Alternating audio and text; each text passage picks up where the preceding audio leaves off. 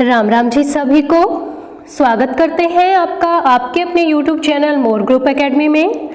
लेकर आए हैं आपके लिए वन लाइनर टॉपिक वाइज क्वेश्चनों की सीरीज। तो आज का हमारा टॉपिक है कोशिका। कोशिका से संबंधित वेरी इंपॉर्टेंट क्वेश्चनों की सीरीज है ये, जो आपके लिए बहुत ही हेल्पफुल होने वाली है। तो आज की हमारी वीडियो का फर्स्ट क्वेश्चन शुरू करते हैं। जीवन की रचनात्मक और क्रियात्मक इकाई को क्या कहते हैं? तो इसका नाम है कोशिका।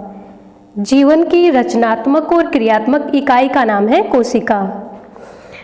मानव शरीर में पावर हाउस किसे कहा जाता है? तो ये कहा जाता है माइटोकॉन्ड्रिया को मानव शरीर का पावर हाउस कहा जाता है। एक रक्त की बूंद में कितने सेल्स होते हैं? तो ये होते हैं 5 मिलियन।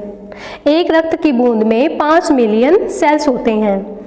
मानव शरीर की कोशिका मुख्यतः किससे बनी होती है? तो ये बनी होती है प्रोटीन, जल से, प्रोटीन से और न्यूक्लिक एसिड से। कोशिका के ढांचे एवं कार्य के अध्ययन को क्या कहते हैं? तो इसका नाम है साइटोलॉजी। कोशिका के अध्ययन को साइटोलॉजी कहा जाता है। एक कोशिका में नाभिकीय से बाहर के भाग को क्या कहते हैं? तो इसका नाम है साइटोसोम। कोशिका में नाभिकीय से बाहर के भाग को साइटोसोम के नाम से जाना जाता है। कोशिका के अंदर नाभिकीय के बाहर जो द्रव्य रहता है उसे क्या कहते हैं? तो उसे कहा जाता है साइटोप्लाज्म। साइटोप्लाज्म। आगे चलते हैं। कोशिका की झिल्ली किससे बनी होती है? तो कोशिका की झिल्ली बनी होती है सेलुलोज से। क्रोमोसोम्स किसके अणुओं से बना होता है? तो ये बना होता है डीएनए से। मानव में क्रोमोसोम्स की संख्या कितनी होती है? तो ये मानव में क्रोमोसोम की संख्या होती है 23 जोड़े। जीन्स का संवहन कब होता है? तो ये होता है गर्भाधान में। स्त्री की जनन कोशिका को किस नाम से जाना जाता है? तो स्त्री की जनन कोशिका को अंडाणु के नाम से जाना जाता है। आगे चलते हैं।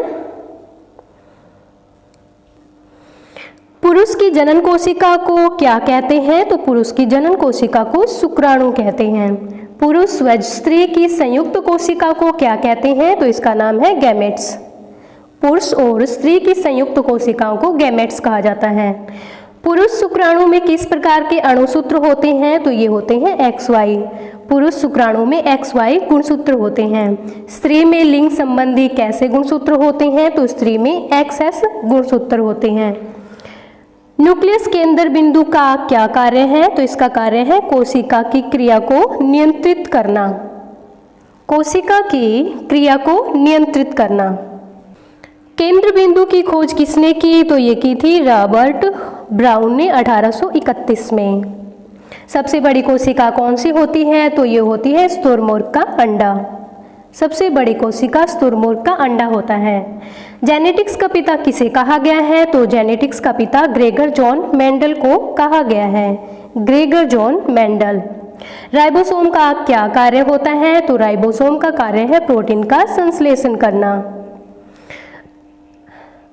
सुसाइडल बैग आत्महत्या की थैली किसे कहा जाता है? तो इसे लाइसोसोम को आत्महत्या की थैली के नाम से जाना जाता है। आगे करते हैं।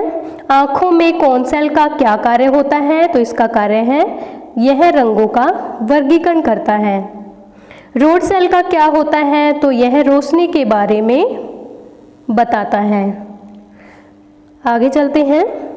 कोशिका को 2 भागों में बांटने की प्रक्रिया को क्या कहते हैं? तो इसका नाम है माइटोसिस। कोशिका को 2 भागों में बांटने की प्रक्रिया को माइटोसिस कहते हैं।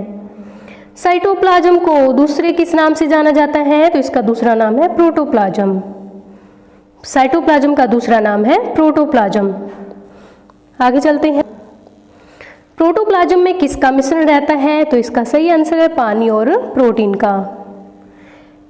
कायिक कोशिका कितने प्रकार की होती है? तो कायिक कोशिका 5 प्रकार की होती है। शारीरिक क्रिया विज्ञान किसे कहते हैं? तो शारीरिक क्रिया विज्ञान को फिजियोलॉजी कहते हैं। फिजियोलॉजी। शरीर रचना विज्ञान किसे कहा जाता है? तो शरीर रचना विज्ञान एनाटॉमी को कहा जाता है। आगे करते हैं। हीमोग्लोबिन किस कोशिका में पाया जाता है? तो हीमोग्लोबिन लाल रक्त कणिकाओं में पाया जाता है। रक्त कोशिकाएं कितने प्रकार की होती हैं? तो रक्त कोशिकाएं होती हैं 3 प्रकार की। आगे करते हैं। लाल रक्त कणिकाओं में कोशिकाओं में हीमोग्लोबिन से क्या तात्पर्य है? तो लाल रक्त कोशिकाओं में हीमोग्लोबिन से तात्पर्य है प्रोटीन एवं आयरन। लाल रक्त कोशिकाओं को दूसरे किस नाम से पुकारा जाता है? तो लाल रक्त कणिकाओं कोशिकाओं को एंथ्रोसाइट के नाम से पुकारा जाता है, एंथ्रोसाइट के नाम से। प्लेटलेट्स को दूसरे किस नाम से पुकारा जाता है? तो प्लेटलेट्स को दूसरे नाम से पुकारा जाता है, वो है थ्रोम्बोसाइटस। प्लेटलेट्स को थ्रोम्बोसाइटस के नाम से भी पुकारा जाता है। आरबीसी का जीवन काल कितने दिन का होता है? तो ये होता है 120 दिन का आरबीसी का जीवन काल। मानव शरीर में लाल रक्त कोशिकाएं कहाँ बनती हैं? तो ये बनती हैं अस्थि मज्जा में। मानव शरीर में लाल रक्त कोशिकाएं अस्थि मज्जा में बनती हैं। आगे चलते हैं। 1 क्यूबिक मिलीलीटर रक्त में कितनी लाल कोशिकाएं होती हैं? तो ये होती हैं 50 लाख। श्वेत रक्त कोशिकाओं का जीवन काल कितने दिन का होता है? तो श्वेत रक्त कोशिकाओं का जीवन काल 6 से 12 दिन का होता है। कौन सी रक्त कोशिकाएं शरीर को संक्रमण तथा अन्य हानिकारक तत्वों से लड़ने में सहायता प्रदान करती हैं? तो ये करती हैं श्वेत रक्त कणिकाएं, रोगों से लड़ने में सहायता करती हैं। 1 क्यूबिक मिलीलीटर रक्त में कितनी श्वेत रक्त कोशिकाएं होती हैं? तो ये होती हैं 6000 से 10,000 तक। आगे करते हैं। प्लेटलेट्स का जीवन काल कितने दिन का होता है? तो ये होता है 10 दिन का। रक्त की पीएच वैल्यू कितनी होती है? तो रक्त की पीएच वैल्यू होती है 7.35 से लेकर 7.45। आगे करते हैं। कौन सी रक्त कोशिका रक्त का थक्का जमाने में मदद करती है? तो ये करती है प्लेटलेट्स। श्वेत रक्त कोशिकाओं में ग्रैनुलर ल्यूकोसाइट्स की मात्रा कितने प्रतिशत होती है? तो ये होती है 75%। प्लाज्मा में कितने प्रतिशत पानी होता है? तो प्लाज्मा में 90% पानी होता है।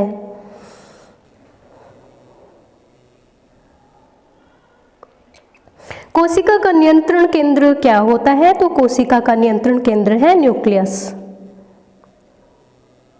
हैवी एक्सरसाइज करते समय रक्त प्रवाह किस ओर बढ़ता है? तो बढ़ता है स्केलेटल मसल की ओर।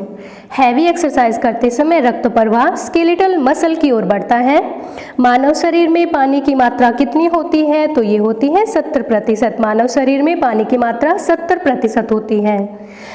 शरीर में वसा का अनुमान किस यंत्र द्वारा लगाया जाता है? तो ये लगाया जाता है स्किन फोल्ड कैलिपर के द्वारा। मानव शरीर में वसा का अनुमान लगाया जाता है स्किन फोल्ड कैलिपर के द्वारा।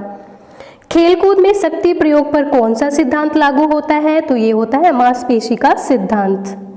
पैरों और कमर की ताकत मापने के लिए किस यंत्र का प्रयोग किया जाता है? तो पैरों और कमर की ताकत को मापने के लिए डायनोमीटर का प्रयोग किया जाता है। एक स्वस्थ मनुष्य का तापक्रम क्या होता है? तो इसका सही आंसर है 98.4 Fahrenheit. Grey matter, white matter, neuroglia किसके निर्माणक हैं? तो ये है स्नायु तंत्र के। ग्रे मैटर, व्हाइट मैटर और न्यूरोजिला स्नायु तंत्र के निर्माणक हैं। वह कौन सी कोशिका है जो पूरे शरीर को ढककर रखती है? तो इसका सही answer epithelium tissue. Epithelium tissue वह कोशिका है जो पूरे शरीर को ढककर रखती है। WBC में लिम्फोसाइट्स का प्रतिशत कितना होता है? तो ये होता है लगभग 30%। WBC का क्या कार्य है? तो यह व्यक्ति के शरीर को बीमारियों से बचाता है। WBC श्वेत रक्त कोशिकाएं। आगे करते हैं। श्वेत रुधिर कणिकाओं में सबसे बड़ी कणिका कौन सी होती है? तो ये होती है मोनोसाइटस। ग्लाइकोलाइसिस प्रक्रिया कहाँ होती है? तो ग्लाइकोलाइसिस प्रक्रिया कोशिका द्रव में होती है। हड्डियों की कोशिका को क्या कहते हैं? तो हड्डियों की कोशिका को ओस्टियोसाइट्स कहते हैं। आगे चलते हैं। मांसपेशियों की लंबाई मापने की इकाई को क्या कहा जाता है? तो ये इसका नाम है माइक्रोन। मांसपेशियों की लंबाई मापने की इकाई को माइक्रोन कहते हैं। संयोजक कोशिकाएं मानव शरीर के किन अंगों में पाई जाती है? तो ये हड्डी में पाई जाती है। आज के लिए इतना ही, मिलते हैं नेक्स्ट वीडियो में। तब तक के लिए आप सभी को मेरा प्यार भरा राम राम।